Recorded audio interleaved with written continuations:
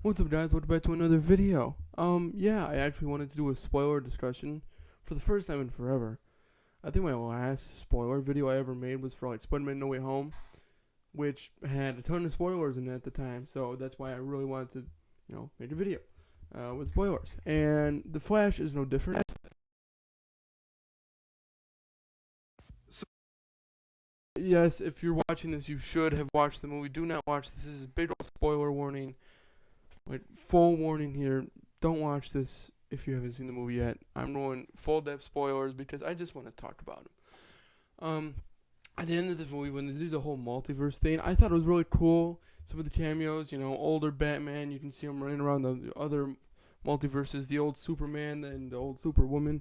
They kind of do, zoom up on them and they linger on them more because Superman and everything is kind of a more important character at the time.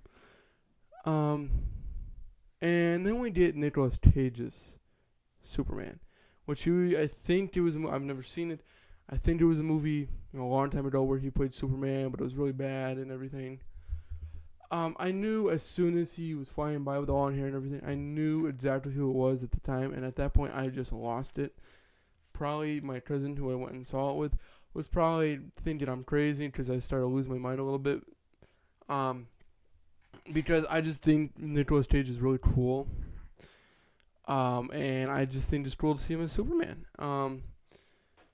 Christopher Reeves, I think that's his name. I could be getting that completely wrong. It's cool to see his Superman too. And I think the biggest laugh in the whole movie, I think the movie's genuinely funny. And I'm sure you think the same thing maybe. I don't really know what your type of sense of humor is, but it hit a humorous bone for me, and I thought it was funny. Um, I think the funniest joke is at the end. He fixes everything. George Clooney is in this movie, okay, as Bruce Wayne. Not exactly Batman. You could call him Batman because Bruce Wayne is Batman, but I think you understand what I mean if you've seen it. I am in my theater erupted in laughter. If you understand it, you know how funny that is actually, because Batman and Robin is such a bad movie. Hilarious. I still have somewhat in Robin. I just think it's cool to see George Clooney again. His bat suit because his bat suit is notorious for being funny. Um, yeah, I think Michael Keaton. I didn't really go in depth. I think Michael Keaton's death was. I know it kind of showed it twice. I thought it was really sad. I think if they lingered on it the second time any longer, I may have started crying because it's just sad because he's such an iconic character. Now, yes, it's probably true that he's not the same Batman as in the '89, like not the same universe. But in my head, it is, and I enjoy it in that aspect. I would still enjoy it either way because it's Michael Keaton playing Batman and Bruce Wayne. I thought it was funny when you see him with long hair. Interesting concept because apparently he has been Batman for a while, and that world doesn't really have any other super people. So I guess Gotham was okay in that universe, which in a way doesn't really make sense. I thought Supergirl, I didn't really touch on that in my review.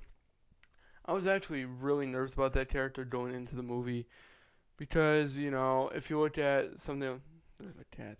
If you look at something like Captain Marvel, it's nervous. It makes me nervous. I don't want to rehash like what happened with Captain Marvel because Captain Marvel's not great.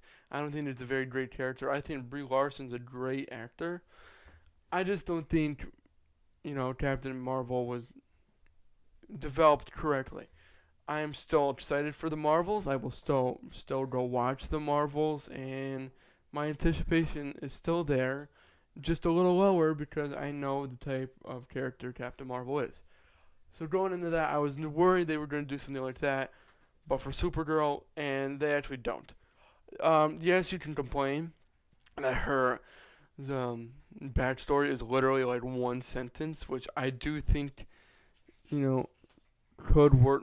Sorry, my cat is losing over here. Could work better if it was more than just one sentence of explaining why she's there. But I still, at the same time, think that one sentence gives us enough background with Zod and everything to the point where we get to the final battle and she does die and she has to stay dead. Also, I did want to touch on the fact that there's no main villain. You probably heard a lot of reviewers saying that, but I think the biggest villainous aspect of this movie is actually Flash himself. If you've seen at the end, where he keeps on trying to fix, the time and multiverse and trying to make it so his mom doesn't die. I do actually really liked that aspect. I actually didn't think it was as bad when Lightyear did it last year. I know people didn't really like how they did it, and I can understand that fully. And I'm understanding why critics aren't liking this movie as much as fans are. There's a lot of aspects. It's a messy movie, no doubt. Also, with Ezra Miller's crimes, there's just some points in this where they're just trying to magnetize you to being like, okay, yeah, that's a little weird. There's a lot of sex jokes, actually, and at every point, you read the things where Ezra Miller was a pedophile at one point. Maybe, I don't know. I don't know the details on the crime that he committed, but you're like, that's a little strange. Also, Wonder Woman made a cameo in this movie, which she also did. I haven't seen Shazam 2 yet. I want to. I think she also made a cameo in that movie. Is she just the cameo queen? I don't know. But I liked the 2 minutes that she was in here with the whole asshole truth. I thought that was actually funny and everything. I want to touch more on the CGI. The CGI when they show like in the warped reality. Yes, I know that a lot of people say, people who worked on the production of this movie said that because he's going so fast, it's gonna be warped and everything. But this is a big blockbuster movie that's gonna make a lot at the box office and had a massive budget. I don't think it should have looked that bad. I just don't. Also, the babies in the beginning part, I thought the babies looked really bad. I mean, I'm like, how did they get away with that? How did you question some of it. I feel the pain of the director, how that can be irritating, how you have these big ideas and everything. I'm sure you've heard a lot of this from other reviewers. I'm trying not to sound like a broken record. But yeah, also I thought it was hilarious that he put a baby in a microwave. My jaw kind of dropped when he did that, even though I understood why he did it. But yeah, overall, The Flash I think is a great movie. Unfortunately, I know this is like the last DCEU movie or whatever you want to call it before the James Gunn reboot, which I think start with Blue Beetle, which I think Blue Beetle comes out the end of this year. I'll probably go see that. I enjoy watching movies in theaters. I enjoy watching comic book movies, as you all know. Steering away from The Flash, yes, obviously. I'm a different set. Filming, different location. Great stuff. This is the future podcast location for Frame Boast Podcast, which we are hoping to start up again. We're figuring things out. We've had many technical issues with computers and such. But I'm just, wanted to mention it that it should be coming soon. I've been uploading a couple videos on the Frame Boast channel. I will leave in the description of this video. Maybe go sub if you're interested in, hearing more in-depth thoughts about stuff that I say. And stuff that Demon Zeke says, if you're a fan of him. He's on the podcast too with, the podcast is both of us, not just me. But I am doing a lot of production of it for right now.